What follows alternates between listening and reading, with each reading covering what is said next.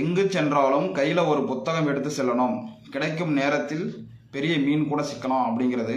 இப்போ நம்ம ஏதோ ஒரு விஷயங்கள் வந்து ஃபெயிலியராக இருக்கலாம். அது என்னக்கானா நம்ம வந்து அதுக்கான விஷயங்கள் படிக்கலை. பணம் சம்பாதிக்கிறது எப்படி, சேல்ஸ் பண்ணுறது எப்படி, அந்த வெல்த் கிரியேஷன் பண்ணுறது எப்படி, மல்டிபிள் இன்கம் பண்ணுறது எப்படி, என்னை ஆரோக்கியமாக வச்சுக்கிறது எப்படி, இந்த மாதிரி விஷயங்கள் எல்லாமே சம்திங் நிறைய புக்ஸில் வந்து சொல்கிறாங்க. ஆனால் நம்ம எங்கேயாவது ஒரு இடத்துல போய் புக்ஸ் படிக்கிறோம் செய்கிறோம் அப்படின்னா அந்த இடத்துல நம்ம படிக்கக்கூடிய விஷயங்கள் நம்மளோட வாழ்க்கையே மொத்தமாக மாற்றி போடலாம் இல்லையா? இப்போ நான் ஒரு கம்பெனியில் ஃபண்டு இன்வெஸ்ட் பண்ணுறோன்னு நினைக்கிறேன், ஆனால் அது சரியான கம்பெனியா, அது சரியாக தான் இருக்குமா அப்படின்னு நம்மளுக்கு தெரியாது. ஆனால் நம்ம படிக்கக்கூடிய விஷயங்களில் ஏதோ ஒரு இடத்துல அந்த ஒரு விஷயம் சொல்லியிருக்காங்க, இந்த மாதிரி பார்க்கணும் செய்யணும் அப்படின்னு சொல்லியிருக்காங்க அப்படின்னா அப்போ அந்த இடத்துல அதை அனலைஸ் பண்ணி நம்ம போய் சரியான இடத்துல இன்வெஸ்ட் பண்ணோம் அப்படின்னா நம்ம நிறைய ப்ராஃபிட்டும் பார்க்கலாம் இல்லையா? நம்மளோட பணம் சேவிங்ஸ் ஆகும் இல்லையா?